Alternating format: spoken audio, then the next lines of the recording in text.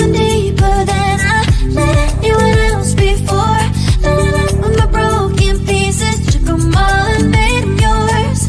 Didn't know what my heartbeat needed, skipping out, no I can't keep score. When I lose my breath, boy, you got me breathing. Oh, every little thing you do, every time you hold me, take me higher, higher. Every little thing you do, every time you hold me, take me higher, higher. Oh,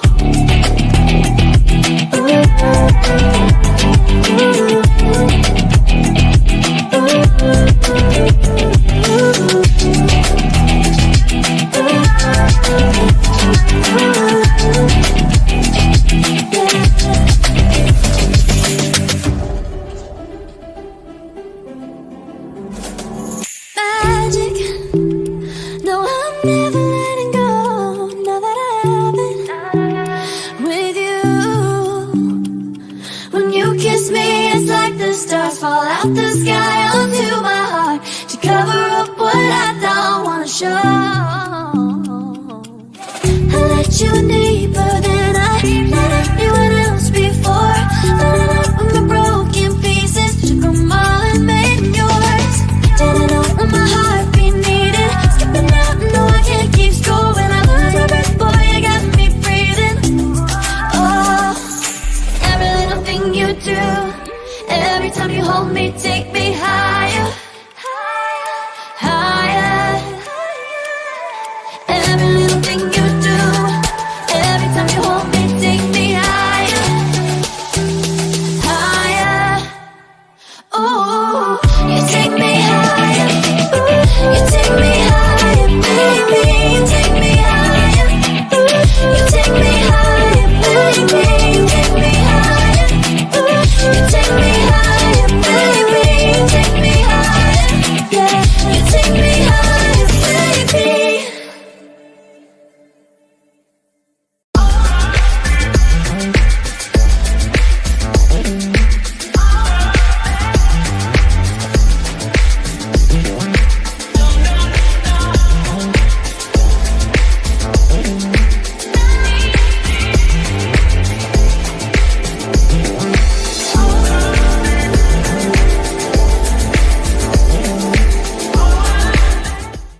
Welcome to Radical Truth to Power, the Saturday Night Vibe Hour. I am your host, Marlon, along with Anna Hart. Today, we're going to get into some national news, and then we're just going to get into some Reddit stories. And in case you didn't watch last week, which viewership was kind of down, but I think I know why. Huge football games last week, so nobody was watching that. So, I mean, they was watching, they just wasn't watching me. But this week I have Miss Anna Hart back. Yes. Welcome back, Anna. Thank you. Let's go ahead and get into, well, you know what? Let's go ahead and get this party started.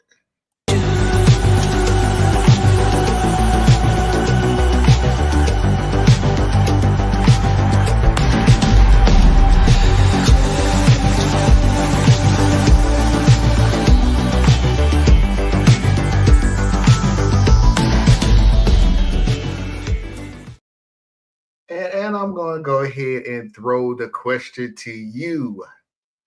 How does it feel to have the government back open again? Okay. I don't really feel much difference in my life. I'm very happy for all the people who were worried about food and where their payments were going to come from. I'm happy that they're not worrying anymore. I am annoyed that the Democrats caved again.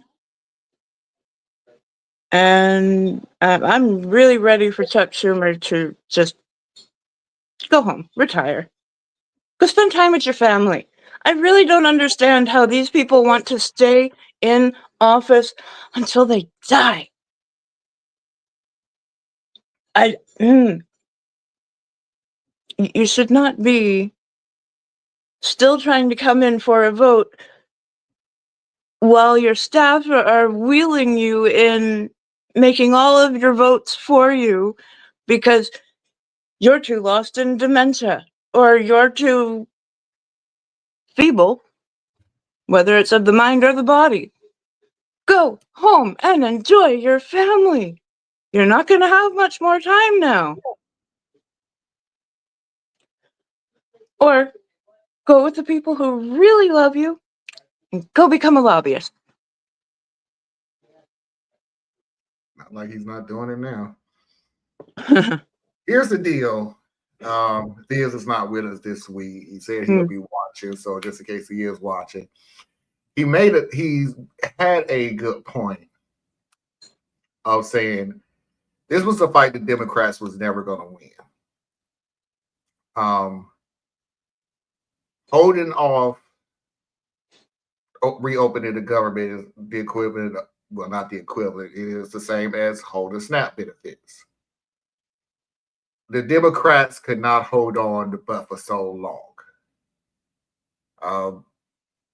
It's not in their DNA to cause suffering. That's more Republican type deal, not Democrats. So this was a fight they was not going to win. They was going to hold off as much as they could, but basically what he was saying was they lost the battle once it even started. They just, and I'm not putting words in his mouth, but I'm not adding my statement. They thought in a hope and prayer that maybe the Republicans would cave enough so they could allow health care benefits or better health care benefits, I should say, to slide in, thinking that most Republicans in the House have a heart. Well, no. No. So naive and it didn't work. It's reported that the Republicans are working on a health care plan, but they're working on their health care plan, not the Democratic health care plan, not a combined Democrat Republican down the center aisle health care plan. No, the Republicans are working on their health care plan. We're talking about a group of people who for the longest time have been trying to get rid of Obamacare. How do you think this health care plan is going to turn out? It's going to be interesting. Now, it's going to be interesting. Who said that?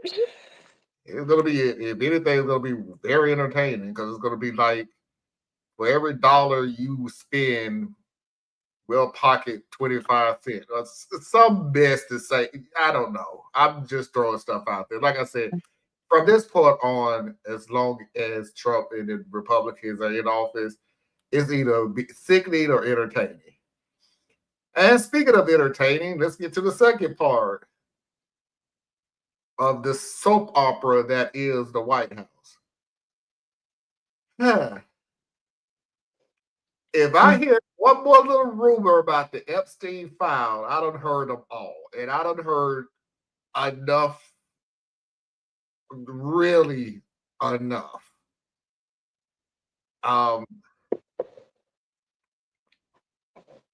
Monday, oh man, what is the House Speaker's name? Mike Johnson. Mike Johnson is supposed to hold a vote to, I ain't gonna say force, but force or allow or demand whatever the FBI to release all of the Epstein file because of, and quoting again, Anna, because I don't want nobody saying I'm saying this just to say it. It's a rumor, okay? It's a I thought it was a hoax. Rumor, hoax, whatever. Who knows? it's a rumor that the email from Epstein is just littered with a bunch of Trump talk, Trump conversations. Trump be at the Epstein compound for hours on end and blah, blah, blah, and everything else. Then it just started getting weird. I don't want to talk about it because that's not the kind of Thank show I you. am, but y'all, when y'all get a chance, go look up Clinton Don't. and Trump. Yeah, please go do it. Please. Don't look up the picture. Just look up the rumor. If you're about to eat, don't do it. Oh, Don't do God. it. Don't do it. No, absolutely not. But that rumor, and so on and so forth. Mm.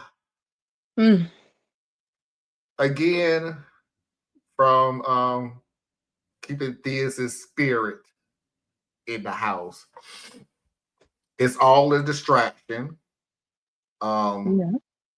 We got we still bombing off the coast of Venezuela to stop drugs. Now we're threatening to invade Venezuela, which is why that's like threatening to invade Texas.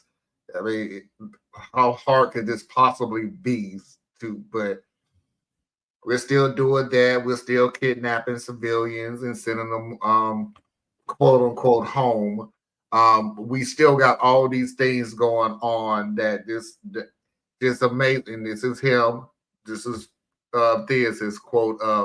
It's just amazing that every time we have these sick, repulsive actions, and there lies the difference, Anna. The actions that are being done is always being quieted by just rumors and talk, not other actions. So it's again, if you watch this show for a long time, you know how we always say everybody is after the new shiny ball. Of course. They never keep their eyes on the main topic, the main situation, the things that the United States government is doing right now and continue to do. ICE is still here. Okay? They're still arresting illegal immigrants. They're still putting them in private jails around the country. They're still doing these things. So this is why I said, as entertaining as the soap opera of the Epstein file is, we still need to keep our eye on what's the actions that are going on, what they are actually doing. And let's not take our eye off the ball of actions compared to, did you hear? Did you hear? Did you hear? Did you see what? Did you hear? So, and I'm going to help you figure out the difference between the two. What would affect you or your family and friends or acquaintances? What would affect them? FC files ain't going to affect you at all. That's why I call the whole thing a soap opera. Soap operas are fun to most people. It's interesting. It ain't going to affect your life. But one day when you come home and your next door neighbor who happens to be a brown person all of a sudden is not there anymore, it hits close to home. You sort of feel that pain of families being separated for nothing more than for existing. Just be real about it. For existing. No drug activity, no handouts from the government, none of that stuff. They come, they work, they get paid, they pay their taxes and everything else. You have no problem with their tax money coming in. Oh, no. But for existing. But anyway, I'm pulling the things now, just talking. Anna?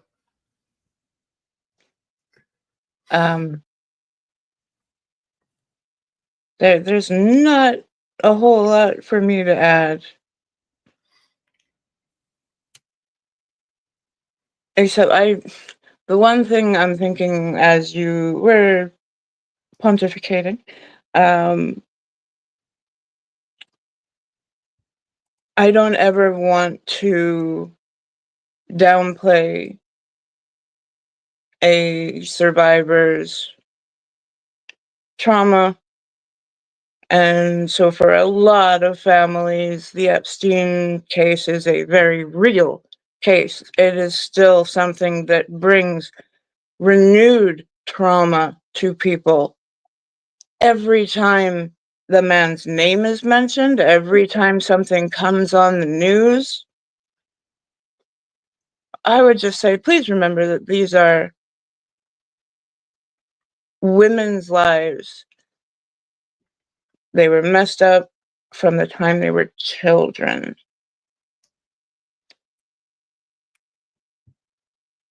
But aside from that, no, you're spot on. Not much to add there. So Let's see what we got out there. Susan is in the house. Susan said the Republicans could not cave because of the Epstein file and probably never about health care. Yeah. I have to say about that. It's about power, like almost always is. Why are you pulling that face, Theus? And Theus put a face on it. I have no idea. Oh, he says it. Howdy thinks that's the face I reflect my feeling nowadays. And welcome, Theus. Nothing in the news interests me. Because there's nothing new. I mean, there is nothing new that we haven't heard, or it's a continuation. Maybe that's a better word. It's a continuation. It isn't anything new. It's the same crap that was last week, which was the same crap that was last month. It's nothing new. The same crappy stuff that they was doing and continue. I just want to make sure that people are not, I'm not saying you saying this thing, I'm just saying this in general. I don't want nobody to slow down trying to fight this crap because it's not interesting anymore. And you know the United States have a habit of just, yeah, well, and I even hate to say this statement, but it's true. What's new? Well, you know they're bombing off in Venezuela. What's new? They still kidnapping citizens of the United States. What's new? So because it ain't new, that means you don't care anymore? Or what are you saying? And by all means, this is a real question. Do you really want something new? no. Really? No. No, we really don't. You really don't want that new. I get that. I'm addicted to LawTube and always interested in power dynamics. That's Susan. Yeah. Never underestimate what people are willing and capable of doing to maintain their power and their money. Yeah. I mean, literally, we're about to go to the Supreme Court to continue to fight to stop the SNAP benefits. Hey, the Supreme Court did strike down the attempt at overturning gay marriage. That was a shocker. That That was. was a shocker. Oh, by the way, I forgot to tell you, Mhm. there is something actually new. There is. Forgot to even say that. The $500 billion that was supposed to be the reserves, just in case we have these issues with the SNAP benefits and things like that, just to keep it going while the government is slowed down. Yeah, that's gone. It's gone. Gone. It's totally disappeared. So there's just something new.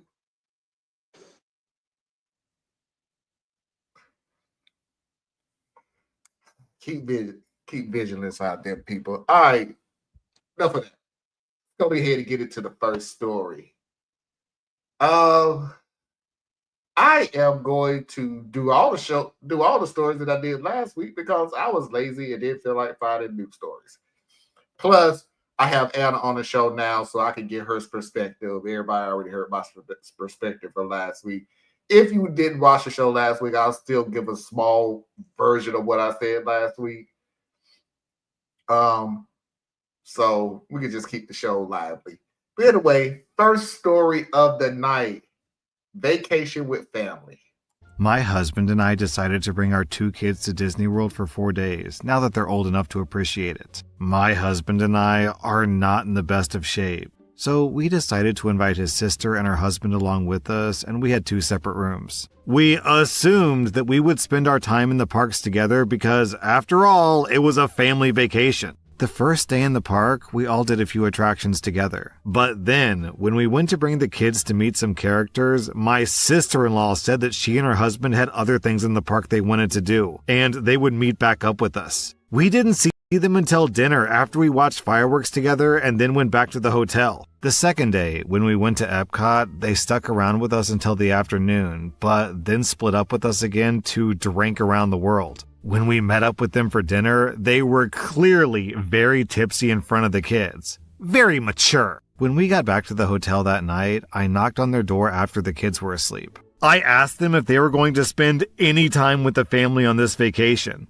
And I told them that running around an amusement park with kids all day is exhausting and we could use help. My sister-in-law claimed the time that they were spending with us was enough, but they wanted to do their own thing too. She made a rude comment that she didn't take days off work to be our babysitter. The next 2 days, we didn't speak to them at all. They did their own thing and we did ours with our kids. We didn't see them again until the flight home, which was awkward. I was so upset that they ruined the experience for our kids, who were looking forward to spending time with their aunt, that when I got home, I wrote an email to our immediate family about the experience. And at the end, I told them this was the reason we'd be going low contact with my sister-in-law. I included my sister-in-law on the email, sent it, and went to sleep. I woke up to a ton of angry texts from my husband's family calling me ridiculous. I just assumed that she would spend time with family on family vacation, but clearly she doesn't value family.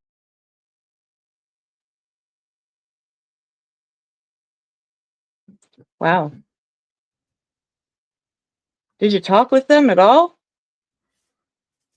Did you make any of your expectations known? You just offered them a vacation, and of course they're going to go and take it. And no, a lot of people, they're not thinking about watching your kids during vacation. I get annoyed at how many people are expecting family trips. And that really means I needed help with the kids. I'm burnt out. If you need help, say something. You know, there are some aunts out there. If I was on a vacation with my nephews and nieces, sure, I would be there enjoying myself. But that's not for everybody. Some people really don't like having to deal with kids. So I don't know. That seems really rude to me, especially when it doesn't seem like any conversation happened before. So I don't know. That I could be wrong on whether they talked or not. If they did talk, that was a selfish thing to do. But really, it's very selfish to. I'll give you a vacation, but on condition that you help me watch my kids. I don't understand that. I would say something, Anna, to see if it changes your mind about something. Because I was Mm. listening to this last week. It doesn't sound like she's paid OP paid for the vacation. It just sounds like she invited them to go with them on vacation. So she paid paid for the vacation for her family, or OP's family paid for the vacation. The cousin paid for their vacation. She was Okay. just invited. So OP, for you to think that somebody will take days off work, pay for a vacation to go babysit your kids. Right. Say that out loud and see if that makes sense. And thank goodness we finally got a story where the family said you full of crap. Yeah. Thank goodness that the family finally just said, you sound like a nut. Uh-huh. Nobody is going to do that. It's illogical, especially what Anna said. No conversation was held. And the funny thing about it is, because I always like to call out people like this, no conversation was held because you know damn well how that conversation would have went. Right. You knew how that conversation was going to go. And I'm going to say the same thing that I said last week. Don't threaten me with a good time talking about you're going to go low contact. Mm-hmm. Good. Great. Don't want to talk to you now. Because you really thought I'm going to spend money on a vacation to help you. And the weird thing about it is you can't reciprocate at all. Because you said you're not in the best shape. So you can't help the cousin out with her kids. So this was going to be a one-way transaction. She helped you with the kids, and she gets a thank you. That's how that whole vacation was going to go. Family helps family. I love that so much because I love how families can do the most cruel and unusual things to family. I guess you're not family then. But when there's some retaliation or some responsibilities or some repercussions that need to be done, wow, Adam, look, we're family again. You don't do that to family again. You don't do that to family. No. You can screw the family over, but responsibility, consequences. We're family. Come on. We're family. Theas and Susan, I did see your comments about the conversation we was having. We'll discuss all of those conversations at the end of the show so we could just keep the ball going. But we will be returning back to it. But Thea said this is entitled and a brat. Yeah. that covers it. Yeah. The entitled, especially the entitled part. But anyway, go on to the next story. One of my favorite stories from last week, probably for a while now. Maternity test. My friend Dan recently found out that he might be a father. I say might be because the girl he's been having an off-on relationship with, Kara, is pregnant, and he's not sure if he's the dad. She offered to get a paternity test once the baby is born and doesn't expect any kind of support until they find out if the baby is his. He's on board with that, and he appreciates that she's not pushing him into fatherhood if the baby isn't his. The issue is that when he was talking to me about it, he also said that he wants to get a maternity test done to make sure the baby is hers. Wait, what? Kara is visibly pregnant. We know that she's pregnant because she did a maternity photo shoot and posted it on social media, so it's obvious that she's not faking being pregnant. We've both seen her in person too, and she is most definitely pregnant. However, Dan believes the baby might not be hers. I tried to explain to him that that's not how biology works, and unless she got an embryo implanted into her, then she's definitely the mother. She's a waitress who works for minimum wage plus tips, so I doubt she has the money to afford an embryo implantation. Plus, it's ridiculous to think that she'd do all that just to baby trap a guy who's unemployed and living with his parents at the age of 32.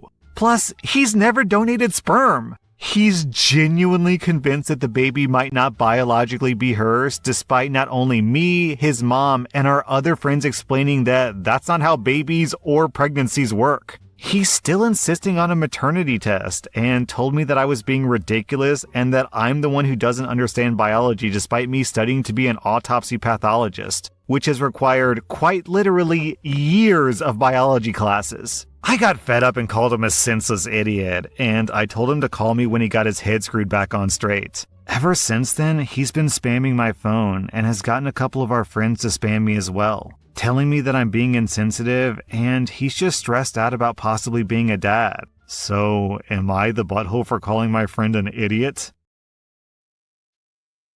Okay, let me just say this again, like I said last week. OP, your friend's an idiot. Not very bright. I have no idea what he's talking about. Obviously, you have no idea what he's talking about. He may not even know what he's talking about. But here's where I'm going to stop at, OP. Is this the fight that you want to do right here, right now? Is this the most important thing that you want to be holding a conversation about? This dude is 32 and live with his parents, and now he has a child on the way. I think he has a lot more issues than you try to teach him biology. I'm not saying what he's doing is wrong. I'm not saying that you're not right. I'm not saying that. I'm just saying, is this what you want to fight about right now? Because my deal is, I would rather spend my energy going, bruh, you need to go get a job. You got a child on the way. It ain't just you anymore. And to be clear up something else is this. And he needs to mature, because at 32, you do not need your friends coming in to fight your battles. And he's still doing that. So if you're going to have a tough lesson with your friend, maternity test is not the fight to have. Okay? He's flat out wrong. And I said this last week, Anna. You ever heard somebody say something so stupid you just don't even say anything back to them? It's just the most ignorant statement ever said that you just like, I don't even want to use the energy to fight you on this. It's just not even worth it anymore. So whatever you want to think, buddy. A maternity test is one of those dumb statements. Like, okay, whatever. What you gonna do about this baby? Yeah. We'll get the maternity test after the baby boy that doesn't exist. But okay, we'll fight that fight when we get to it. But right now, you got a good 6 months to try to figure this out before this baby comes. But then what about the maternity test? Oh, we'll get to it. But right now, let's discuss more important issues, like you getting a job, like you help and support this child. Let's talk about the most important things, and let's not worry about this made up word from out of the blue that you just decide to come out of your ass and say. Let's worry about that after the 9 months. Let's concentrate on the most important things right now. See, OP, that would have been a fight. I would agree with you.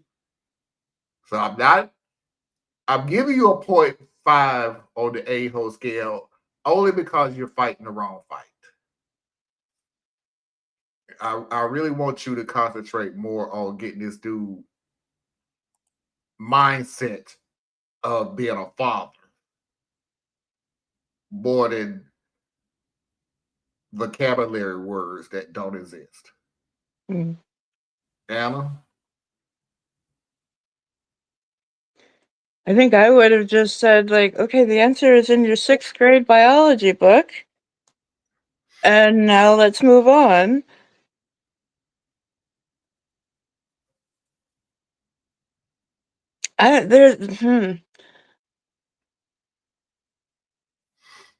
Because you cannot do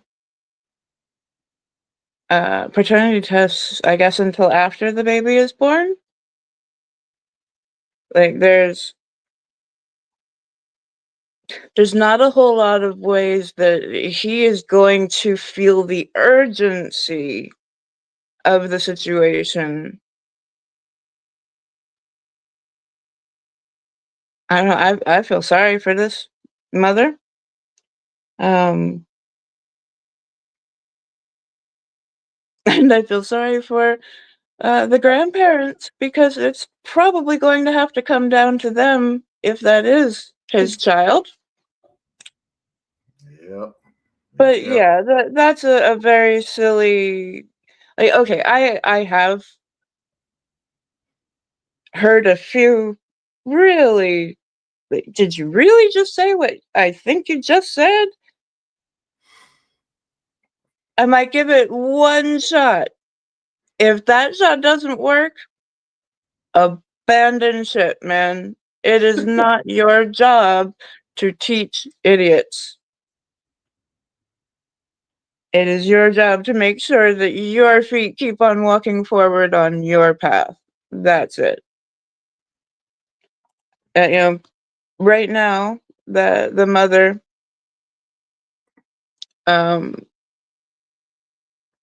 it's all going to come down to her, really, because she is not expecting anything yet. I'm pretty sure she would know. They said it was an on again, off again relationship, so unless there were a whole bunch of other people around the time, I'm guessing she knows. And if she does know, she should really start pushing for what is rightfully hers. You do not have to do this alone. All the young mothers out there. So I don't know, that's a when you're between a rock and a stupid place, which way do you go? I mean, for some women, if they knew that their sperm donor was that lackluster in the brain, they might not have that baby. So I don't know. It's all gonna come out. I cannot call them an asshole for knowing 6th grade biology and insisting that that is correct. But it just infuriates you the more they dig their heels in. Don't get into it. Susan comes back making a comment about the last story. I experienced something. I experienced something similar when visiting family in the U.S. Just not watching kids, but being told I couldn't visit other families where I was living with my parents. Mm-hmm. Out of your mind. Mm-hmm. It's amazing how people always like to dictate what you can do with your money. Yeah. It's just amazing to me. I will be right back, man. Okay. And Susan is back with, this BS about the pregnant person not being the real mother. Like I said, Susan, sometimes you can't fight stupid. Sometimes, I'm different because I'm getting older. Sometimes I just don't want to fight stupid. I just don't. It drains me right now thinking about it, let alone trying to do it. I don't want to do it anymore. If you want to just act like a complete nuther out there, knock yourself out. But I don't have it in me anymore to fight it. You're okay, whatever you say. I like that expression, am a rock in a stupid place. Yeah, and sometimes, a lot of times, I should say, a lot of times more than not, some people's stupidity puts them in a rock in a hard place. And it's very hard. It's easier to pick yourself up off the ground than it is to dig yourself out of a hole. And that's what sometimes you try to do with friends and family and everything. You try to stop them from burying themselves. If they fall, fine. Okay, we've all fallen. I mean, really. It's not a person that's listening to this show. It's not a person that's been on this panel that hasn't fallen once. But what you try to do is make sure that you don't fall and then start digging with your hands to make a bigger hole. So now you just keep falling and falling and falling. Come on. Susan said she liked that statement you was saying, a rock in a stupid place. She liked that statement. Anyway, let's go ahead and get into the next story, which I'm glad that it's your turn first, Anna.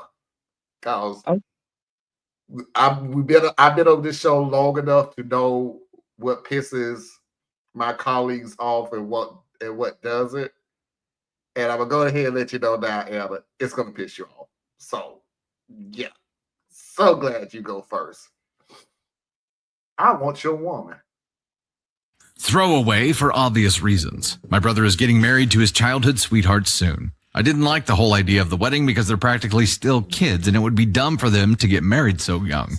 Our parents, ours and hers, are pretty pissed about it too, but going along with it anyway because they were worried they might just elope and go no contact otherwise. Also, I'm in love with his fiance. We all sort of grew up together, neighbors for 5 years when we were teens, parents, close friends now, etc.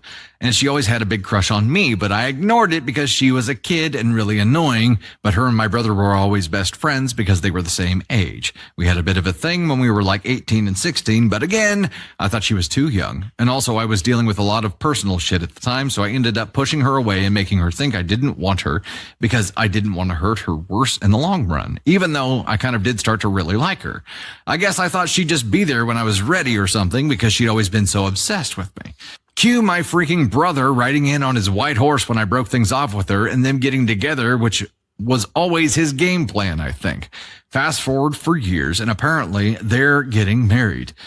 She's more religious than we are, and they've always done the purity ring bullshit, so obviously my brother just got bored of waiting and wants to get married now so he can get laid. I don't think he's good enough for her, and I never did, especially in the light of what I now know. Anyway, my brother got really drunk the other night. He told me that when they broke up for a while, I don't know why they broke up, but I remember he was really cut up about it. Last year, he slept with someone else just before they ended up getting back together.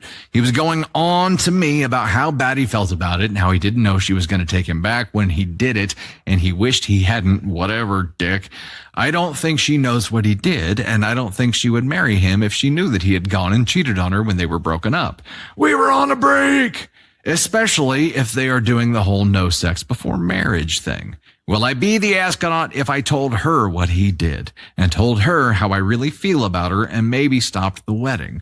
I really think she's my soulmate and that deep down she probably wants to be with me too. She just doesn't know that I'm in love with her and that that is still an option or that he's just a cheat. If I love her too, I should tell her, right? She might want to be with me instead. I want people don't know this. When the story is playing, I can still see everybody. I can still see Diaz. I can still see Anna. I can still see everybody. Let you in on a little secret about Anna. The more Anna plays with her hair, the more pissed off she's getting. And take my word for it, Anna was in the background just.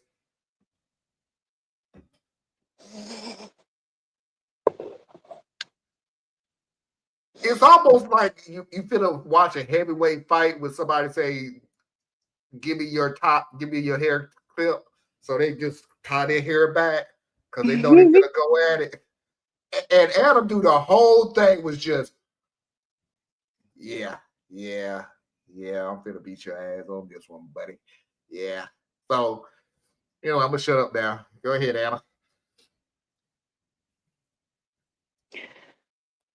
Would you be the asshole? Yes, you absolutely would be the asshole here. You broke up with her, saying she's too young and all that, and you did not realize that, oh, I love her until she's with somebody else. You're jealous. Oh my gosh. No, it's not your place to go running and telling her that, oh, my brother slept with somebody. Not your.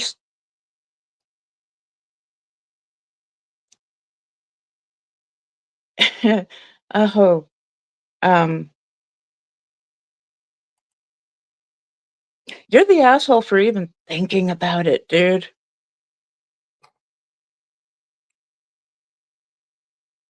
And you think you're gonna be like, what? Behind him on his white horse?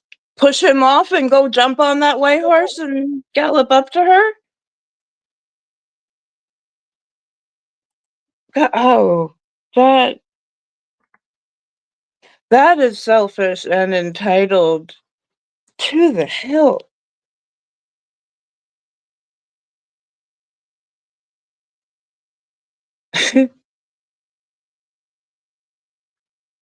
I mean, some people would really feel like, oh my gosh, I love her and I've never had a chance to tell her. But this, you did have the chance. You absolutely had the chance while you were a thing.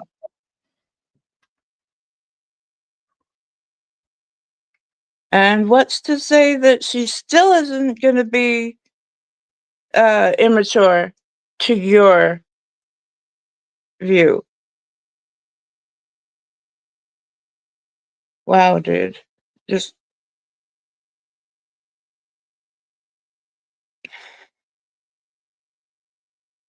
this really sounds to me like I didn't really want her before, but now that I see that you have her and that you're happy, I want that back.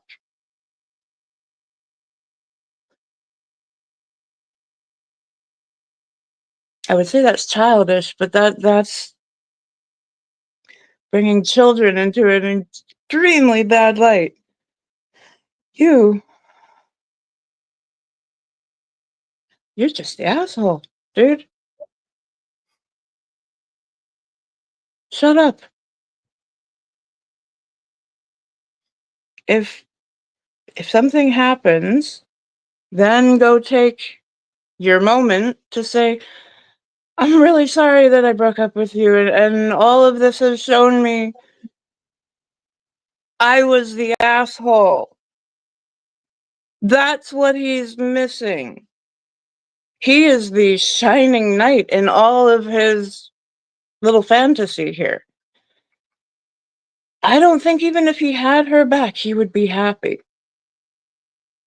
He sounds like somebody who just always sees the grass is greener somewhere else. Asshole. Big asshole. All right, just to repeat from last week, I'm surprised I haven't heard from Susan yet. I mean, Susan did make a comment, but I'm surprised because this is a textbook of a narcissist. This right here is the textbook definition of a narcissist. OP, from the beginning of this story all the way to the end, which, by the way, is phenomenal that you was able to do it. This story was all about you. From the beginning to the end. It was all about you. Let's go back to the beginning. You didn't break up with this girl because you thought she was too young. I think that was a lie. You broke up with her because you just really didn't want to be with her. So you broke up. Well, that's not true. That's because that's not even what you said. You didn't even say you broke up with her. You said you did it in a way so she would break up with you some type of way because you don't even have the balls to break up with the girl. Right. Then you cannot believe that your brother and this girl got together because they had feelings for each other, which did turn into a romantic situation, which did turn into an engagement. No, you just assumed that he was waiting in the wings to wait for you to break up with him. How the hell did they know that you was? How did your brother know you was gonna break up with him? All about you. Now we done got to the part where he just want to get married so he could get laid because they promised that they wasn't gonna have any type of sex until they got married. Not, hey, I really want to marry this woman because I'm really in love with her. No, it always has to be an underlying reasoning for it. And this is the funny thing about you and people like you, because people like you who are pure a-holes figure everybody else is an a-hole too. So it has to be how you feel. And should you tell the girl that her fiance slept with somebody during their breakup? In a normal situation, I would literally just give the front of saying, hey, brother, you need to tell her or I will. Normally, this ain't a normal situation. You need to shut the hell up and stay out of this because you're not doing it for the right reasons. Let's go back to the word normal again, because normal would have been you, brother, are taking the decision out of her hands, and that's wrong. And you do not want to start a marriage off like that. You need to be upfront.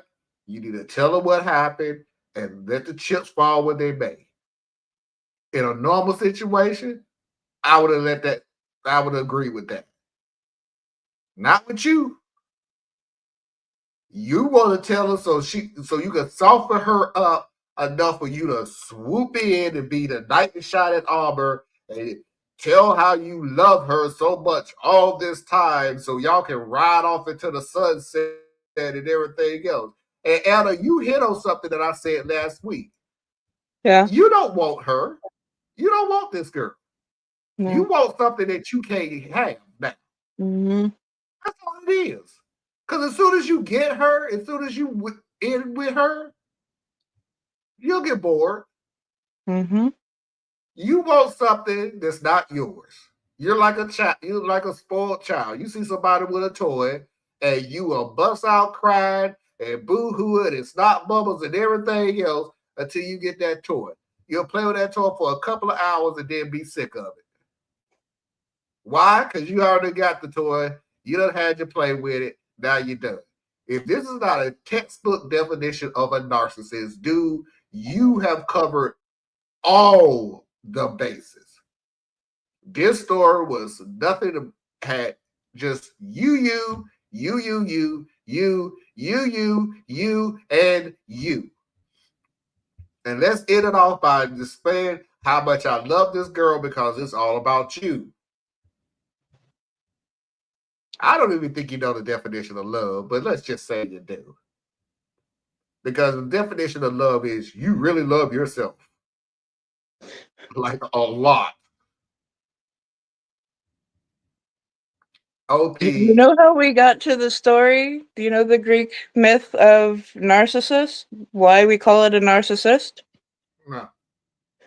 He was supposedly such a beautiful man, narcissist. Is this the idiot that drowned himself? Yeah. Oh, good Then he God. saw himself in a pond and went, oh my God, what a beautiful person. And that was the only person that he could ever see himself going after. And yeah, he ended up drowning himself. Yep.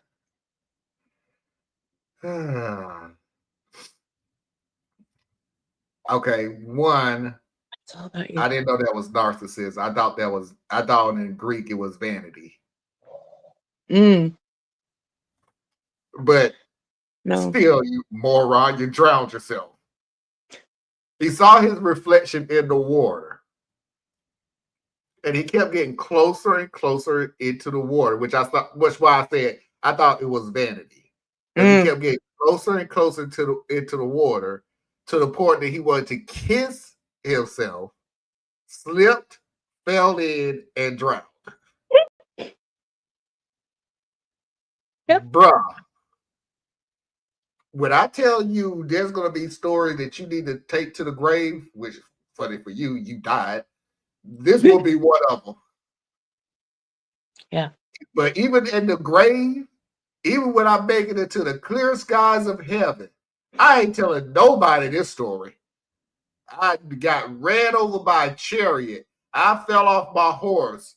I fought in the war and died. I ain't telling nobody I tried to kiss myself in the water and drown. Ain't nobody gonna know this story. Wow. God, I forgot about that. Get some comments from everybody. Susan come in with, oof. Parker said, not good at showing up on time on Saturdays. Too many sports going on. Tune in right at I'm in love with the fiance. LOL. I have to restart the story real quick. Okay. The man said, Anna rolling up her hair, laughing emoji. Parker said, Anna is right. Susan said, yes, she is. Thank you, Anna. So is Marlon narcissist. I'm trying not to call narcissist all the time, though. No, Susan, this is a narcissist. Yeah. This right here. Woo. There was nothing about what this dude's story deviated from what advantage he would have for himself. Nothing. Everything that he said from the beginning of the story all the way, like I said, it's fascinating that you was able to do that. From the beginning of the story all the way to the end, it was all about what you would achieve. That was it. Yeah.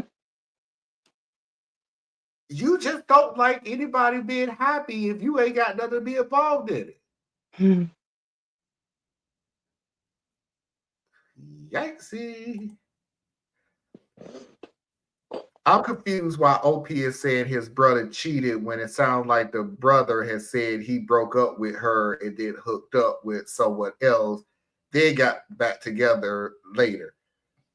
Well, one, OP's an idiot. So, of course, he's going to say that was cheating. But two, Right. I think he was more trying to use was no sex until they got met, until you get that they back. were saving each with themselves for each other for their wedding night, and then on a break, he went and got laid.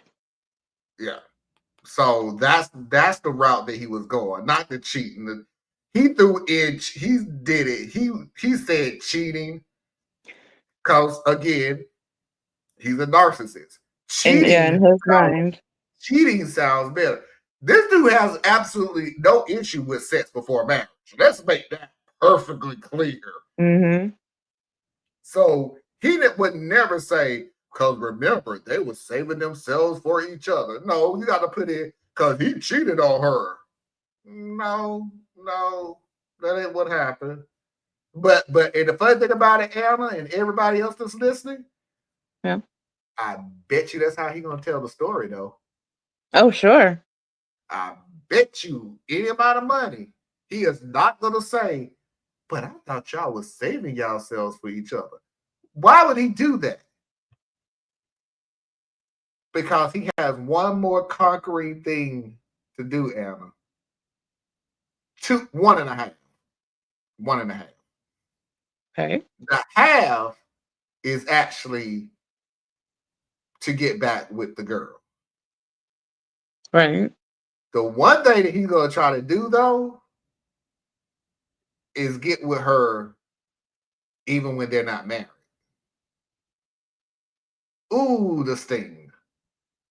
Ooh, the sting.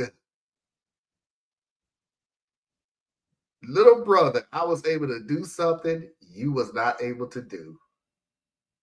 I slept with your ex-fiance, and I'm not even married to her. Mm. Because I'm in love with myself. I mean, we're in love with each other. Mm.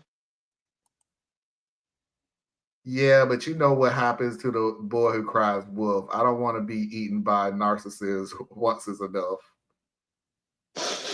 Hmm. brother. I love when people reference that though, because there was a wolf. So the boy who cried wolf was actually correct. You know what's so funny about this? And I'm going to try to make this real short. I hate the hell out of the book now that I'm older. Yeah. I really do. I can start all the way from child labor being broken because you got this boy at late at night watching sheep, all the way to the fact that I ain't running up there because you cried wolf several times. Well, fucking hell, it'll take for one damn time for him to be right. What are you talking about? Hmm. And ooh, let's pay bills. I'm sorry. I hate that book now that I'm older. Don't forget to go to patreon.com/Tracy Media Fan. Help support Tracy and all of her endeavors. Please do not forget to go to Anna Hart's website, BorelliEtc.com. Learn something that you didn't think you need to know, but you should. Please do not forget to go to Thea's Complex Mind, Simple Man on YouTube. Please do not forget to go to Foxy Gmon on YouTube. And if you need to reach me, you can do so at radtp@outlook.com. That's RADTP@outlook.com. And let's go ahead and get into the Mama Heart Hour.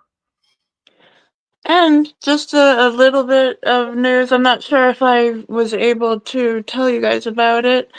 Mama Heart celebrated her 70th birthday just a Yay. couple weeks ago. So she had a wonderful birthday, and my brother and I surprised her with a helicopter ride around the Puget Sound. The thing with that is she used to not only go with her father, who was a pilot, but he was teaching her how to fly when she was a kid. So the first time back in a helicopter in many, many, many years, she said it was the best present of her life. And I love that feeling. Like, my brother, really, he's the one who came up with the idea.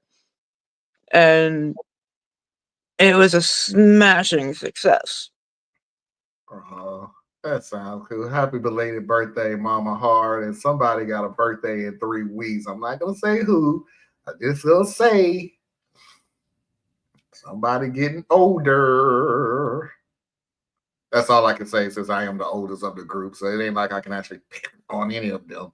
So I'm still the baby of the group, even when I turned 45. nope, Parker is still the baby.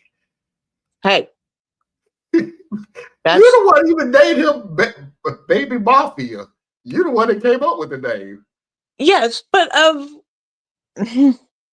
us, yes. I love you, Parker. Of the main mafia, Anna is Yes, the when you get up here and do a lot of talking, then you will be the youngest of us. yeah. Wait a minute now. How old is Afro? Afra is good question. I know she's not as young as Parker, so Okay. I'm gonna get on Afro when I find her. I invite her every week, and every Monday she email. Oh, I missed the show again. I just Afro, come on, come on, come on. Parker said, "Wow, that is cool. That is cool. I took a helicopter tour. It is amazing. That's great with the helicopter ride. Glad you had a great birthday, Mama Hart." I will tell her. Thank you very much, everyone. All right, next story, and Anna, I'm going to let you go first on it because I know how important this topic is to you. Okay. Um, Carpet shoes.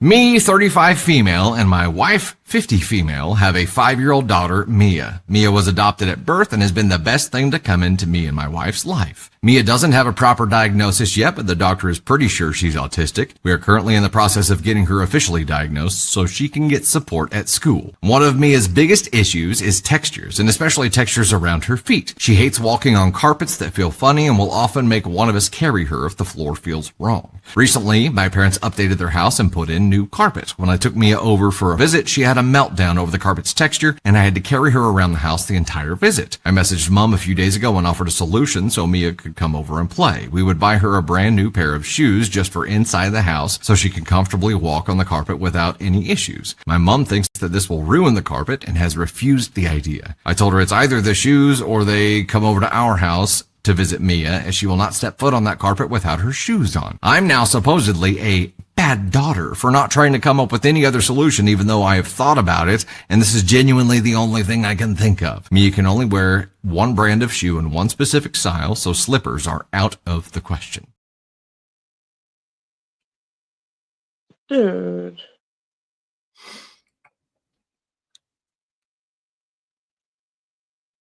Why do I have a feeling that there's a lot of this is the reticence to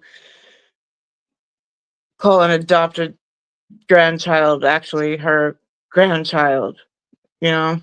Mm.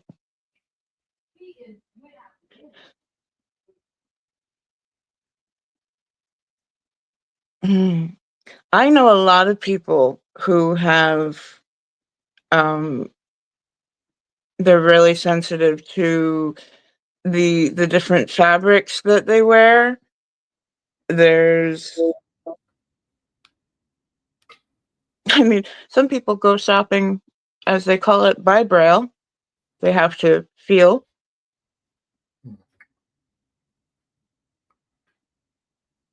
Because you wouldn't want to be in a room where everybody just slaps some concrete on you, lets that dry, and then call it a sweater. Like, that's maybe one little way for you to try to start understanding this. It doesn't just feel weird. For some people, it hurts. Last week I said, go get you a wool sweater and just put it on your body. No shirt, no nothing. Just put wool sweater and put it on and see how long you last. Yeah. Before you're just annoyed. Now magnify that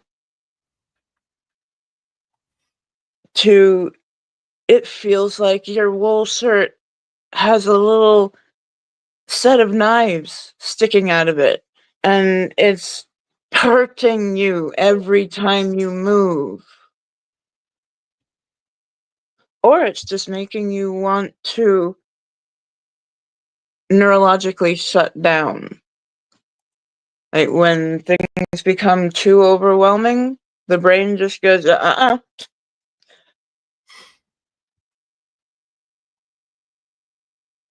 There is no eventuality that is good in this. You either have time with your daughter and granddaughter, or you're not going to see them.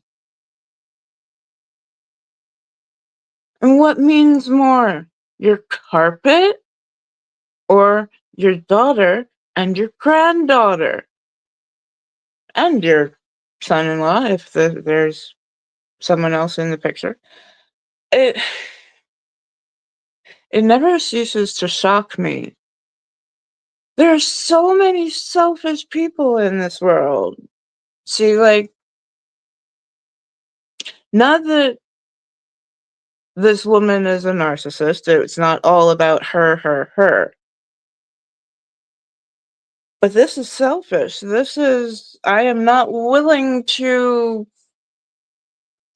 think of an idea myself, you know? Or I am not willing to understand the situation enough. And that alone, like, I'm not willing to put in the time. That's what that says. You don't mean enough to me for me to change anything. You're going to lose your daughter like that, and you're never going to see your granddaughter. So you really got to think, what is more important to you? Your carpet or your family?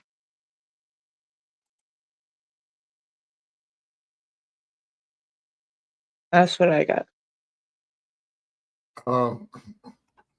Just a repeat from last week, and this is specifically the OP, and I don't know if I'm just being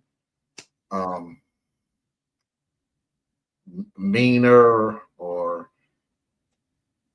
I don't feel like going through the BS or anything like that anymore. But basically, OP, your mother don't care enough to do anything to be your child's wife. Let's just go ahead and say it like that. Instead of your mother is bad and she do this and blah blah blah and everything else. You're just the thought of sometimes in some of these Reddit stories, people need to slow down their emotions and just listen to the words. A lot of these arguments will be killed simply by repeating what somebody said. Mm-hmm. If I tell you I will buy my child a pair of shoes that specifically will stay over at the mom's house, never touching the outside world, just No, they're going to push down her beautiful plush carpet. Yeah. It's just going to mess up the carpet.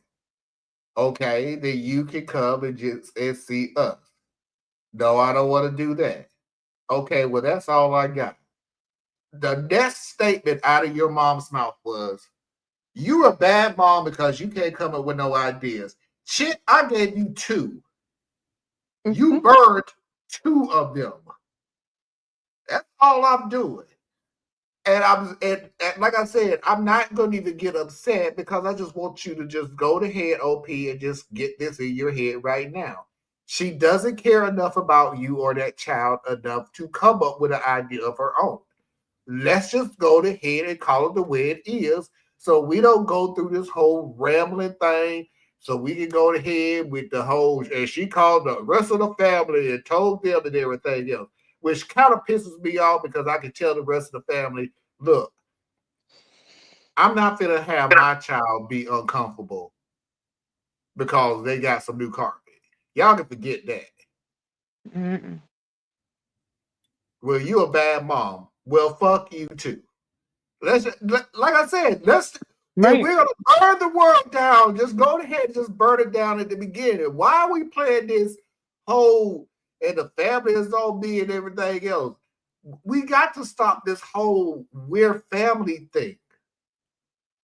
Family takes care of each other. Your mom does not want to take care of you and your child. And Emma, you hit the nail on the head at the very first statement that came out of your mouth. Would she have been acting like this if it was a biological child? Mm. I don't have an answer to that. Don't know. But we done read and heard and commented on hundreds of these stories that says there's a good 90% chance she wouldn't. If this was a biological child, she would move hills and mountains. But because she's an adopted child, doesn't matter if she was adopted at birth. That doesn't matter. If she's doing this now, what she's going to do when the child get older? What other things start bothering her? Right now is touch. Right now it's just touch. On a lot of other occasions, neurodivergency, food, smell, not always, but it is a possibility. Yes. One, none, one, or both of them, and a host of other things. Yep. I don't mind going to this park. I despise this park. It's the same park, but who cares? It went down a different street. Does it make sense? No. Does it really matter? No. Again. Okay, I go down the same street to this same park. What I care? I'm a grown man. You're the one that's going to be playing. I'm just watching you. But for the OP's mom, it's living hell. Because they're not the ones that made that decision. A child made that decision. And a child need to stay in their place. And a child need to just obey. And a child just need to be quiet and listen. Yeah, come on, the children should be seen and not heard thing. That went out decades ago. Seen and not heard. Hundreds of these things. Yeah. I have no problem putting my grandkids in their place. But I do it for strong reasons. And that's for protection. And to make sure that they don't grow up to be assholes. I have my reasoning for doing it. But my grandson was over here today with a huge lollipop, which became a real small lollipop by the time he got home. And when I took him home, his mom was like, "Why you got that lollipop? You know he gonna be up all day." Yeah, he gonna be up all day with you. He had fun with me. He gonna be up there with me. He gonna be up with you. I'm gonna be long asleep by the time he goes to bed. So have fun. And by the way, sweetheart, you keep forgetting that I'm your father.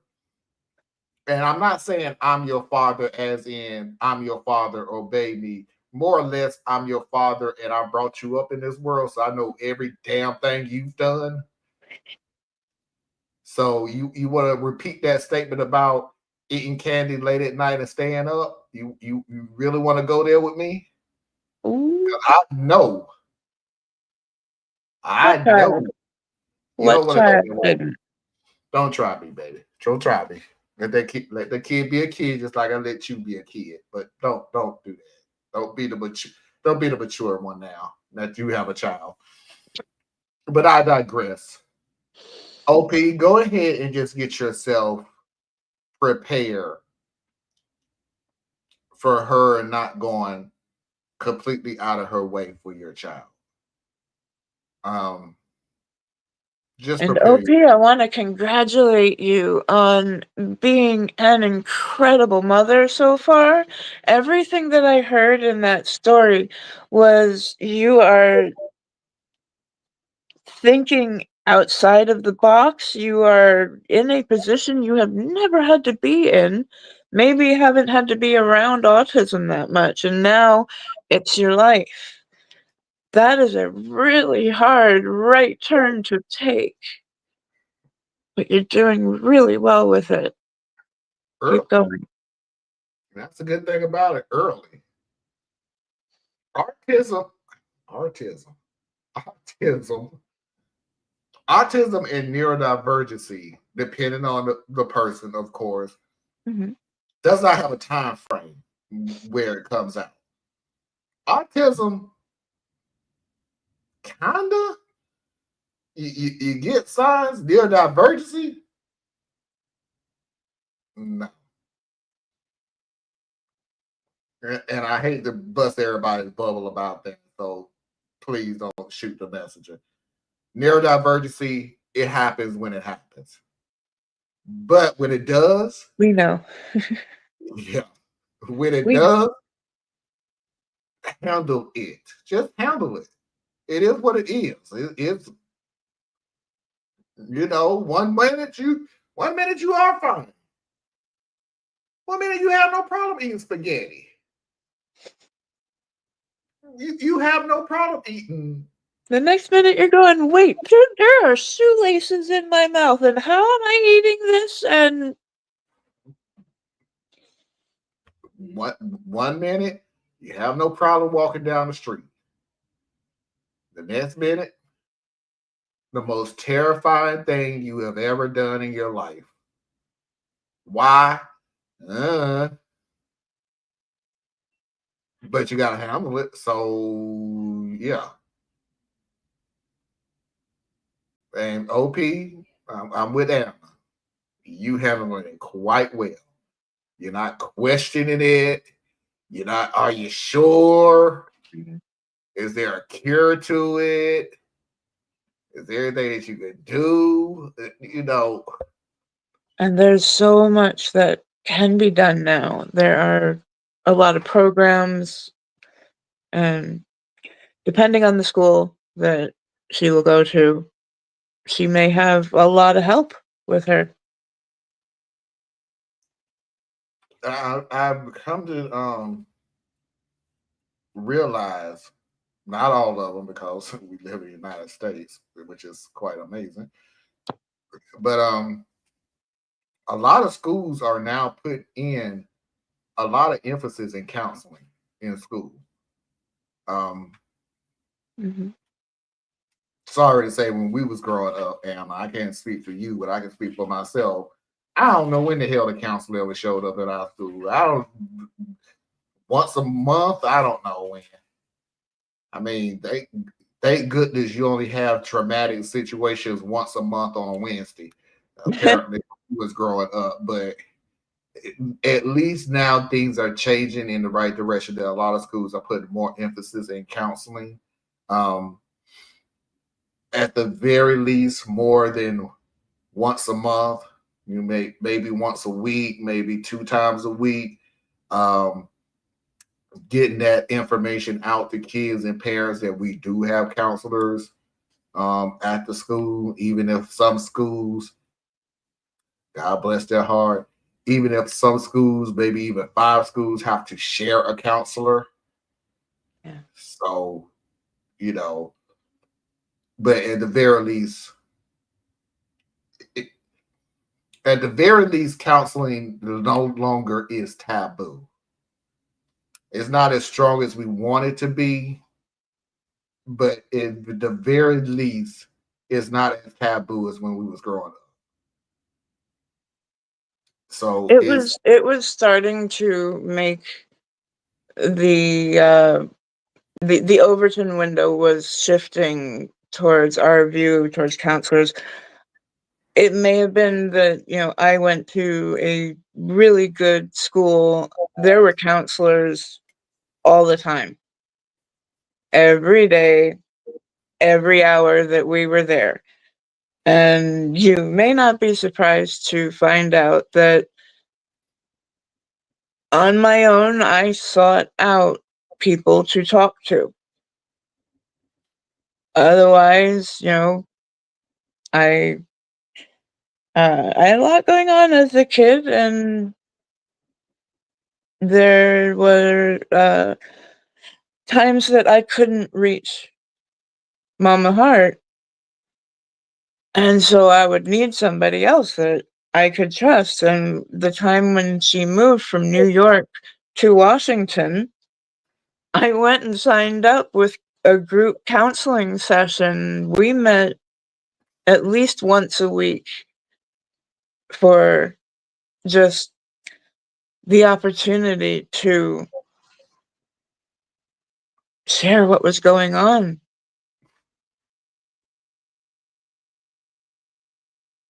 For me, it was a lot to be so far away from her. I had my biological father would abuse me in certain ways, and I always just felt much more safe when I had Mama Hart. So knowing that there was going to be a summer where she was on the road and that I had an alcoholic at home, it wasn't the easiest to deal with. But going in and talking to this lady and this group of people my own age, we were all like, holy crap, we're all dealing with a lot. So not only did it let us get it off of our own chest, but we saw and we participated in helping others get things off of their chest that, hey, other people have things going on too. Learning this kind of thing when you are a young teenager, that's really big news to you. Other people got they have reason to be snarky sometimes. They go through their own ups and downs. That experience was a really wonderful and opening experience. And yeah, I will forever be a proponent of therapy, but I will also caveat that every time with talking. Talking is therapy. This show can be therapy. This show is therapy. So, yeah. Yeah. Like I said, you'd be amazed how many emails and texts. Well, emails. Why you wasn't on this week? Why you wasn't on this week? We need you. Why would you? It's like things are better. Things are better. We'll do 2 shows a week, but it's a lot better than none that we were doing. And a lot of people was feeling it, and a lot of people are not coming back. I gotta, so yeah, to a lot of people, including myself, yeah, do therapy. Mm-hmm. See what the people got out there. This grandma sounds like a narcissist.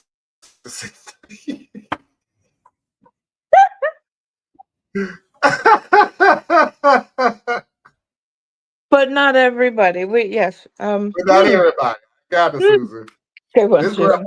grandmother sounds like a narcissist to me. There's more to narcissism than just the almost pathological selfishness.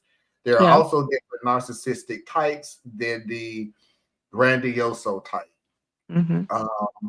She continues, which is the ones most people recognize because they are really in the face about it. Damn, I heard a narcissist howling in the distance. Oh my God. This show is therapy for me, just talking with you all. And honestly, that's what this show does. We just talk. Mm-hmm. We just give our opinion. That's why I don't understand other shows where they fuss and fight and everything and they disagree and they lose their freaking mind and everything. It's like we fight all the time. We don't care. But We we don't have to have everybody else think like we do yes. individually. We have our own thoughts. We have our own backgrounds. We have our own upbringing. And sometimes they clash. Sometimes those clashes are beautiful because we get to know different sides of. That's why I hated doing the show last week by myself, because it was my thoughts and my process. That's great. That's wonderful. What do everybody else think? And nobody said that. So I was like, all right, well, this is going to be a short show because I got my point across. But anyway, ladies and gentlemen, this is the final video of the night. Am I the A-hole? If you haven't already, please go ahead and hit that like button. Tremendous audience today. I don't know why, and I don't care. Thank you for coming in and watching. Appreciate it a lot. So, at one point, we was up to 8 people watching the show at one time. So, thanks. It's not the record. The record is 11 or 12, one of the two. Wow. One of the two. But thank you. Last week, ain't nobody watched me, so it must be Anna. Everybody knew Anna was coming back. And everybody know Anna's birthday is in 3 weeks, so go ahead and get it in 45. 5 more years, Anna. You got 5 more years left. You hit that big. Well, the funny thing with that is after my birthday, February is my brother's birthday. He is turning 50. Oh, really? Mm-hmm. So your brother's 5 years older than you. Okay. I never knew that. Wow. That's cool. Parker comes in. Appreciate this show. We'll have to see the beginning part that I missed. Susan said, I watched you, Mom. I just had a comment after. Yeah, Susan, I don't know what happened last week. Susan said that she did watch the show last week, but for some reason it would not allow her to comment during the show. I don't know what happened, but I guess it fits. Also, Susan, if you haven't noticed, and Anna, you may not know this, StreamYard did something different where you could do horizontal or vertical on the videos now. And it said, choose which one you wanted to do. Do you want to do horizontal? Do you want to do vertical? Or do you want to do both? Well, I said, I want to do both. I was just curious. Do you know when I did both, they put 2 of these videos up on YouTube? Same video. I guess one was vertical and one was horizontal, but even Susan said, why are 2 of your videos up on YouTube right now? I'm like, oh. I saw that before. I did not know it was doing that. So now I know just to pick horizontal. Portrait. No, not portrait. Landscape. Yeah. Landscape. Now I know to do landscape and leave it alone. Stop touching stuff. Like my mom used to say, stop touching stuff every time you stop touching stuff. The chat becomes very different if somebody is in portrait mode. I always hate that. Kim Brown did it this past yesterday. She's been doing it. Yeah, she did portrait yesterday, and I was like, I don't like that. I did. I was like, that's different. You can stop listening to Anna right now because this is just for me. Parker, are you going to do a show during Cena's retirement match in a few weeks? LOL. Yes. Yeah. Because I'll say this, Anna. So this is something you could understand even if you never watched wrestling before. Wrestlers never really retire. They always have this retirement tour and everything else, and then the next thing you know, they wrestle for another 5-10 years. They never retire. They're just not regularly on the show, but they'll be back. So I don't listen to nobody. I'm retiring from wrestling after 20 years. Yeah, we'll see you in 2 years. You'll pop up again because you need the paycheck and you're bored and you're between movies. And granted, Cena. You're between movies. Yeah. The whole thing, if I have to think about it, the whole thing started with The Rock. The Rock was doing a lot of movies, so he would disappear for wrestling, then he'll come back, then he'll disappear for wrestling, then he'll come back. He done it. He's doing it now. He's disappeared now because he's probably doing a movie.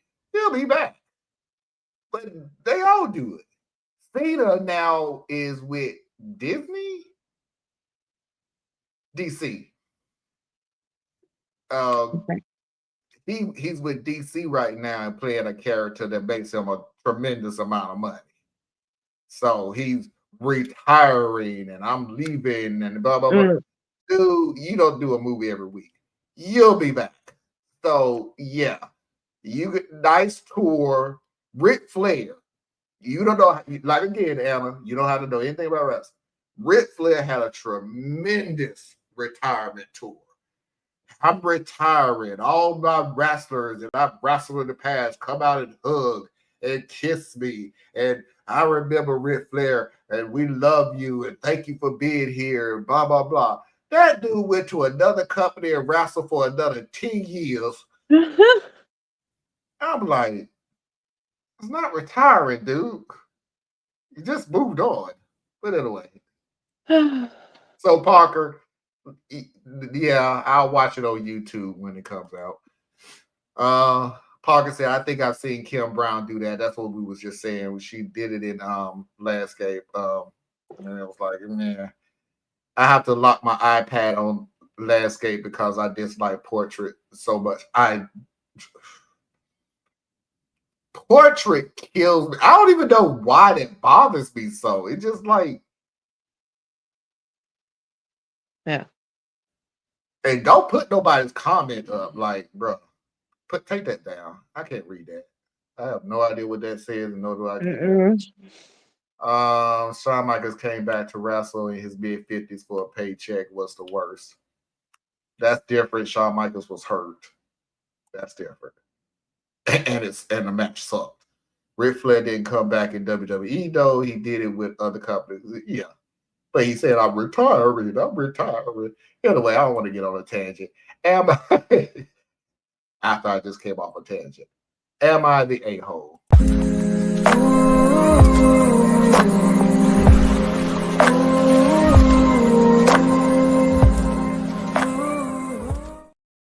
Final video of the night. If you haven't already, please go ahead and hit that like button. I would truly appreciate it.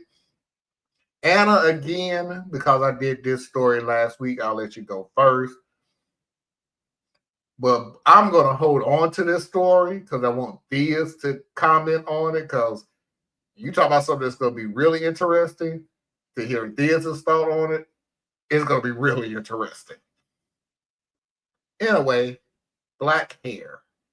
I'm a 30-year-old white woman with thick curly brown hair. I'm a 3C if you know what that means. I've always struggled with my hair, and I was adopted into a family of people with straight hair who couldn't care for my hair properly, leading to huge knots. And I would regularly get my hair massacred by scissors to make it short to be easier to deal with. When I went to university, I met my best friend, who's black, and she has a similar hair type to me. When she noticed me struggling with my hair, she helped me out. She showed me hair products from brands intended for black people that really helped with my hair quality. And she even took me to the salon that she went to that catered to black hair types. My hair has been amazing ever since then. They've been the only people to understand how to care for my hair and make it look nice. Well, onto the actual arguments. Me and some friends from work went out to dinner. We were talking about our hair, and I commented that I only go to a salon that specializes in black hair care. One of my coworkers, who's also white, commented that it was inappropriate for me as a white woman to take advantage of black products and services that should only be used by black people. When I asked why, she said that it's kind of cultural appropriation. My other coworkers agreed with her, and I felt uncomfortable ever since. I don't know if she's right and if I'm in the wrong. I don't even know what I would do if I was in the wrong, because I don't want to go back to the salons that butchered my hair before.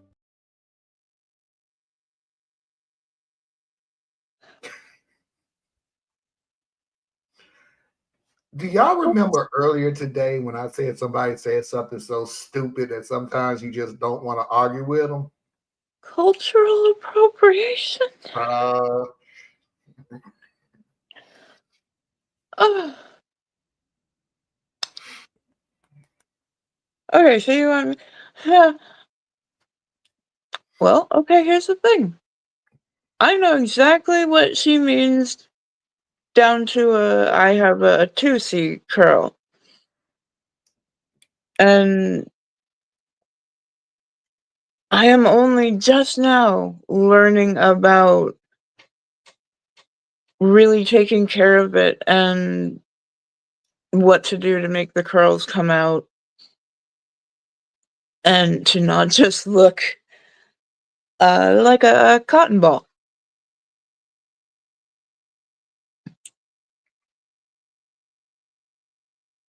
And it is also because of my Black women friends that I am learning this. No one is gatekeeping the information. Once they knew, I wanted to know, I wanted to learn, and man, does it make a difference when you do have the right products and when you know what to do. So like she said, she should not go back to salons that hurt her. Like, I used to cry when I was taken to barbershops, hair shops, because it was a bunch of white people who didn't know what to do.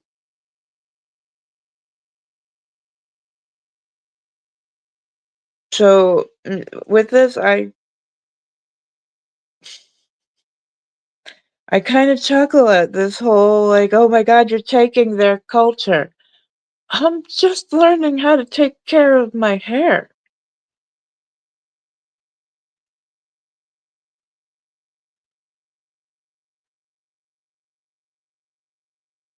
So no, you still do you, OP.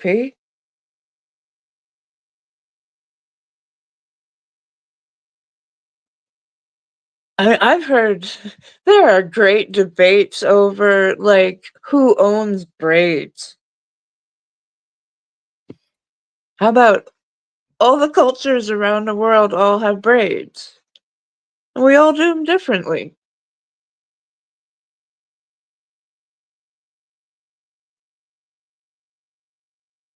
I don't know why we get into such a you can only go to people who look like you. there we go.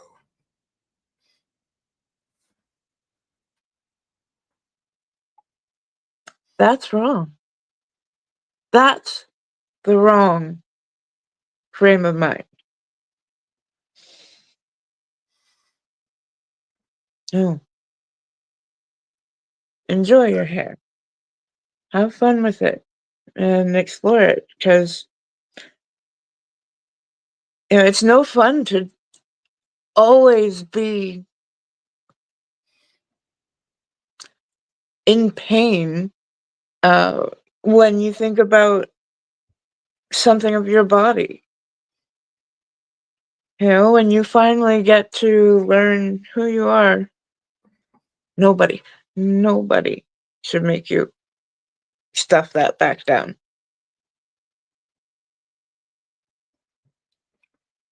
All right, I'm gonna make mine real short so we can get back to the political talk that we was having earlier.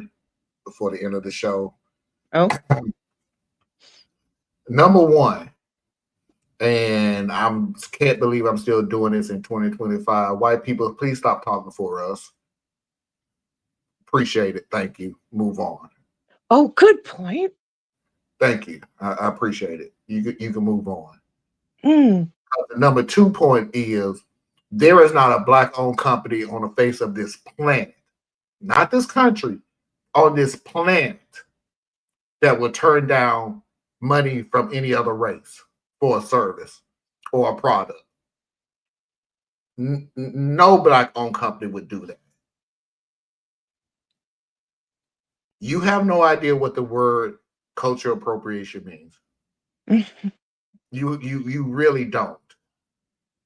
You think you do. You heard a word. You figured out a small little definition about it, and you try to use it so you sound like you smart. You have no idea what that word means, and I want you to stop using it because you're using it out of context. But for real, it's 2025. Stop talking for the whole Black community. Mm. If this white woman went into a Black salon and that Black salon serviced her and sold her product and said, thank you, please come back again. If the service, the Black salon did not have an issue with it, you need to shut the fuck up and not have an issue with it either. It's really that simple. Harsh, but simple. So please stay out of grown folks' business. You can go do your hair any way you want to. I don't give a damn if you have an afro. Don't honestly care. But stop talking for an entire different race. Especially when you have no idea what you're talking about.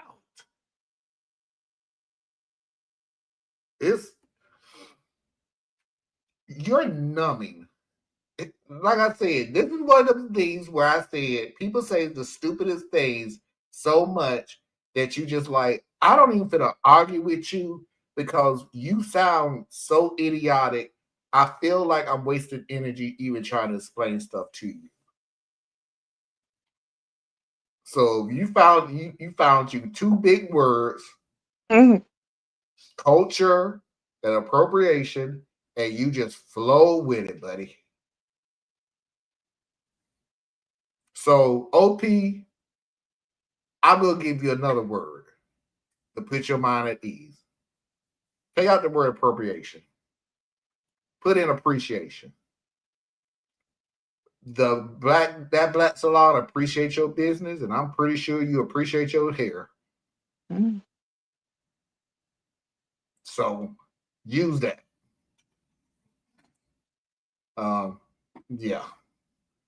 Parker comes in. Co-worker is jealous. Susan says, "I think you're right, Parker." Parker come back. This co-worker thinks each race has their secret hair tips in a file locked in the same somewhere.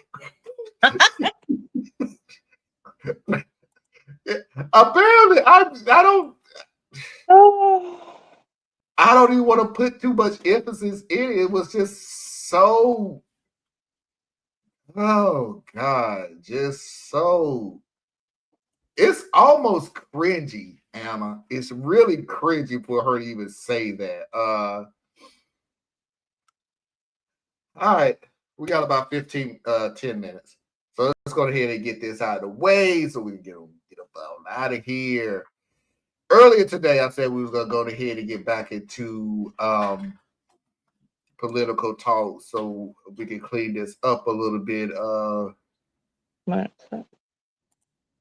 So Thea said, sad truth is people don't really care about these girls. They care about the Trump Epstein saga. Countless Saterday foster children preyed on, etc. Zero reform being pushed even by the good guys. That's true. That's why I called it a soap opera. And I have to do the cringy part because the cringy part is what's always being said, and it is stupid in and on its face, but it's always, we still live in a get over it mentality. It's always been like that. It's getting better than when we was growing up, but that whole I'm hurt, we'll throw some dirt in it and get over it mentality, that got to die. It's been years. You should have got over it. That got to die.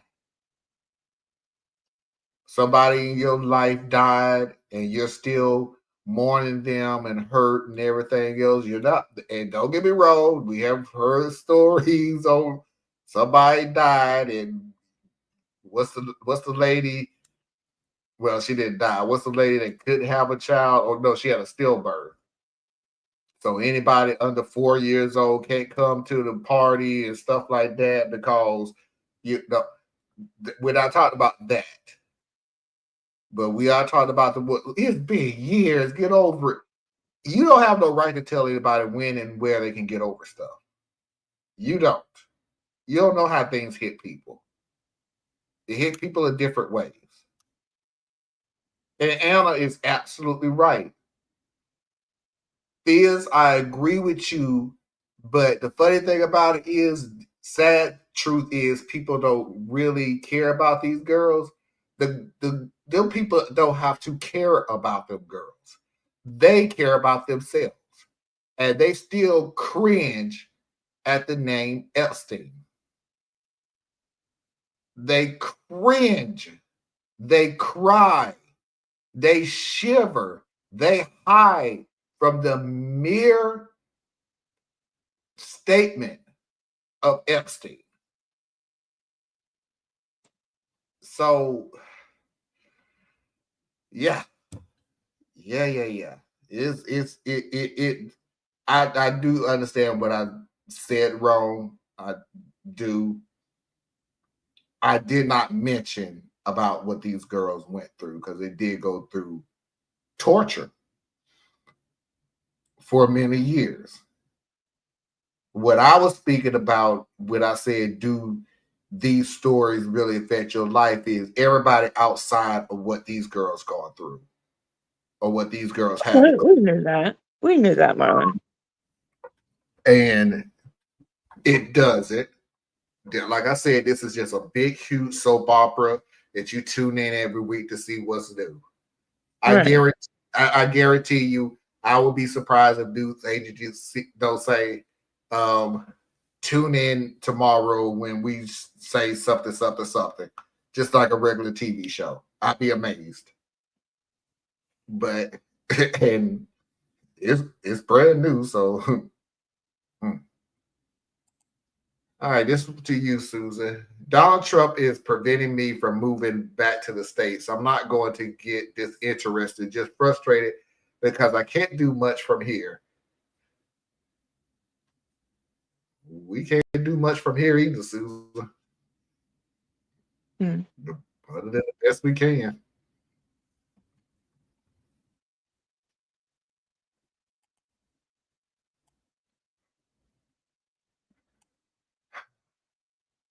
I so feel like we're just in survival mode, Anna. Yeah. I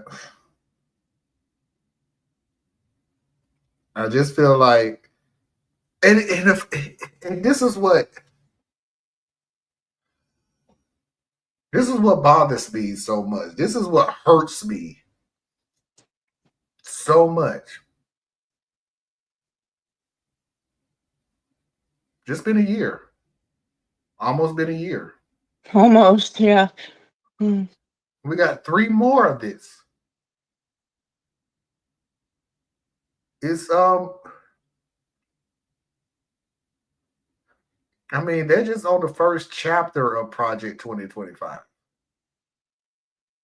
Did you see how big that book was? 900 pages. Yeah. They just finished chapter 1.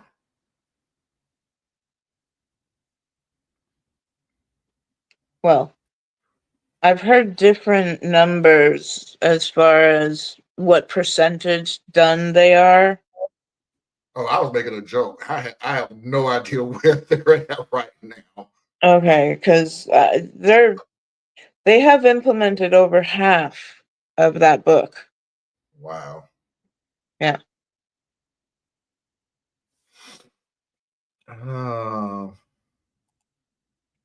Suzanne, I'm into any level that would get Trump and company the hell out.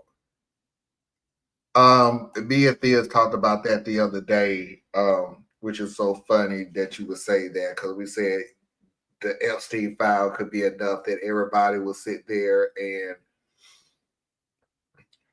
they would do another impeachment. And I said, and so what?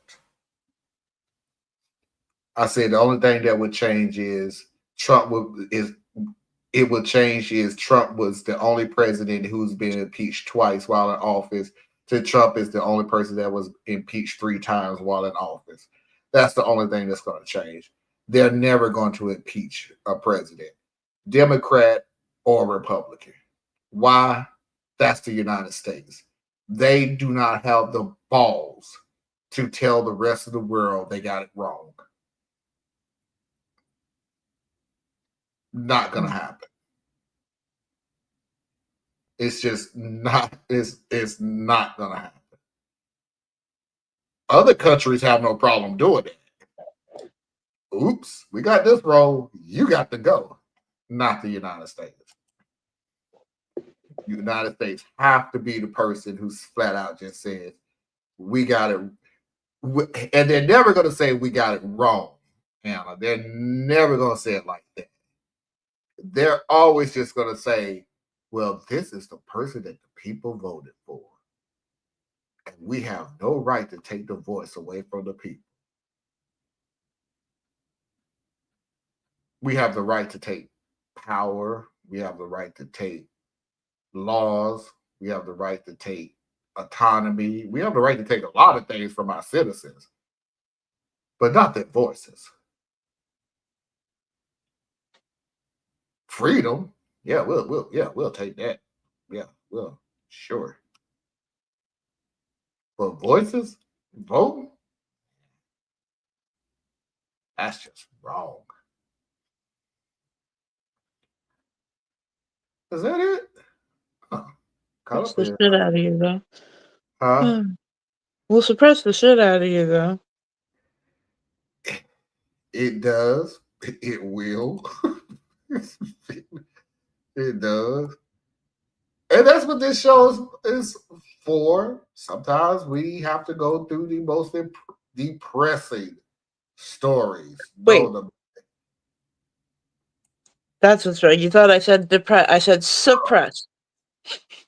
Oh, what was the whole statement there?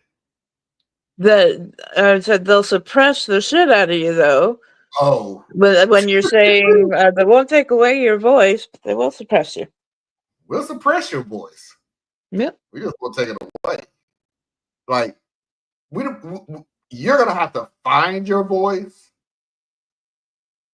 We didn't take it away. We just put obstacles in front of it. Mm-hmm.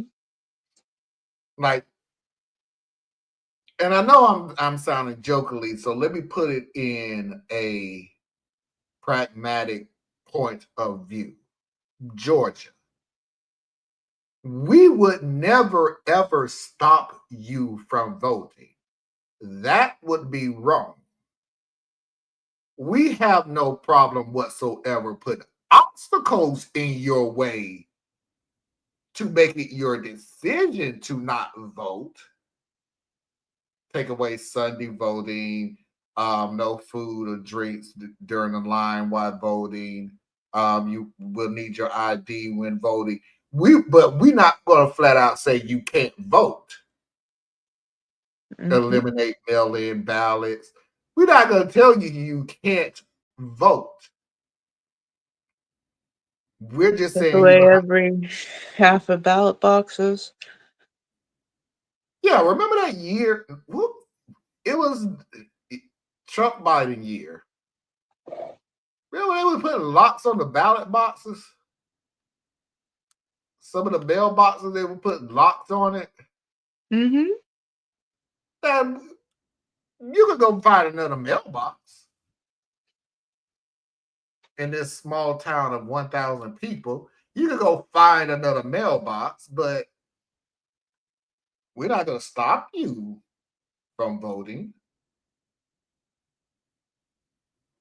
We're just going to put obstacles in your way. Mm-hmm. So to go back to what I was saying about impeachment, it's an ego thing.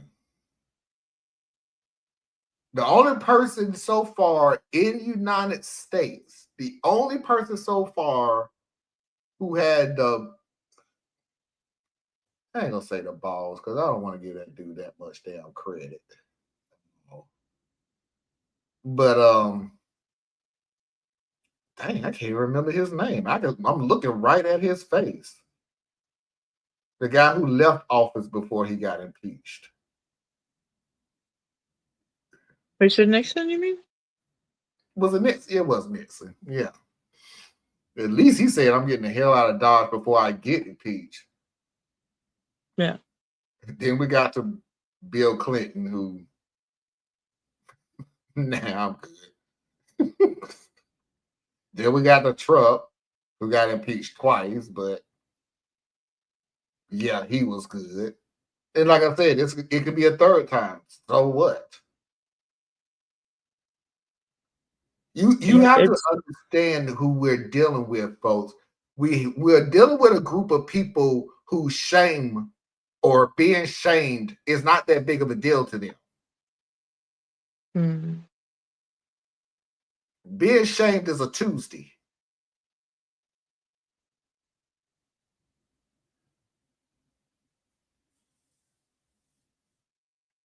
We have senators who put a bill in where they get paid $50,000 each every time their name was mentioned.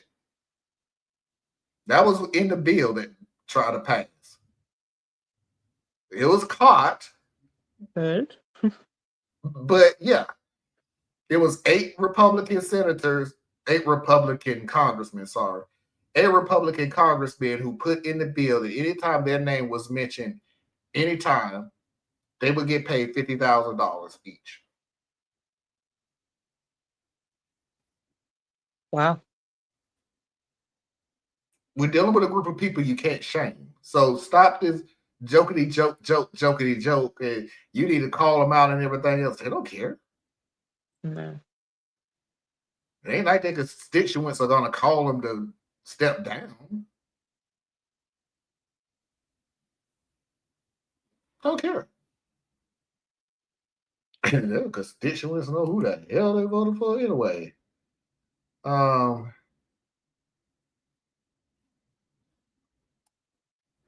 Let me see.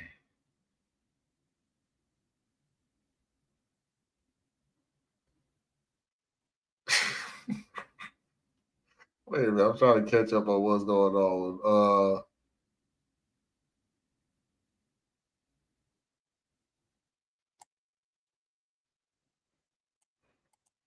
Oh, Susan said, or she think white people should stay away from black people so as to not offend black people. What? Black appropriation. How dare you give your white money to these black people? Mm. Say it like that. Truth.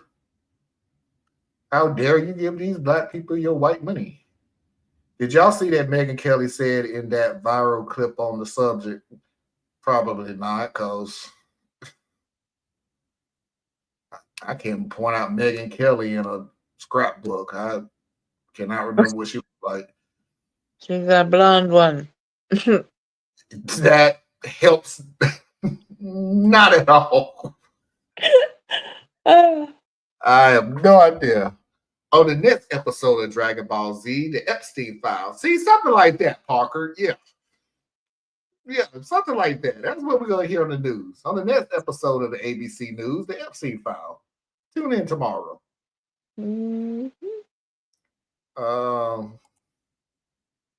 Last one. And then they nominated Herschel Walker and lost anyway. Boy, do y'all remember the Herschel Walker?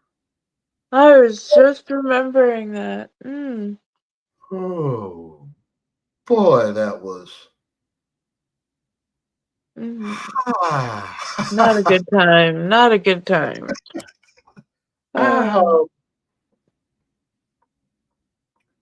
Wow. That was Special? yes, he was. Yeah. Yes, yes, he let's not repeat that, folks. That's never mind, because we got Kennedy Jr. running the so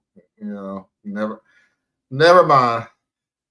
Every time I say let's not repeat something, and then y'all replace them with something just as cringy. So I'm so done, and we're over the time. Anna, please tell everybody where they can find you.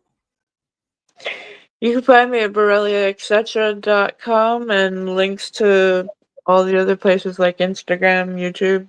Find them there. Please stop. What's going on? When he brought out the police badge on the debate. All right. I have a special badge because I'm a special man. Please don't repeat. Oh, good God. Also, I think the Democrats know Vance is likely to be the 2028 nominee. It's not going to be super helpful politically to have a third drawn out impeachment hearing for Trump. It's not going to be drawn out. They'll impeach and go to the Senate. They'll knock it down. Game, set, match. It happened the first 2 times.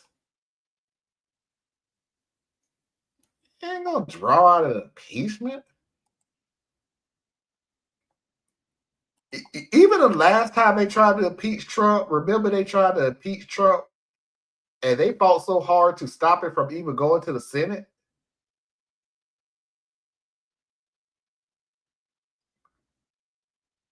Yeah, it runs all together, Emma. I'm like, the first time they tried impeachment, it went from the House to the Senate and boom. The second time they tried to do it was because of the Ukraine situation, yeah. And the House fought so hard in the House to stop it from even going to the Senate.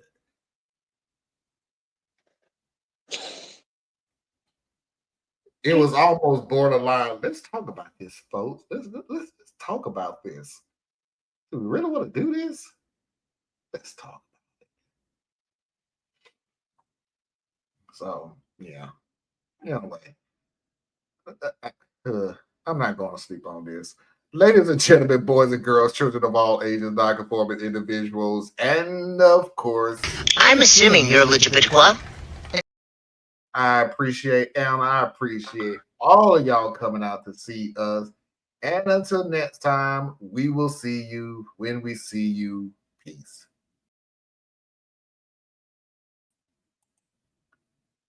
That dude brought a plastic badge onto a debate stage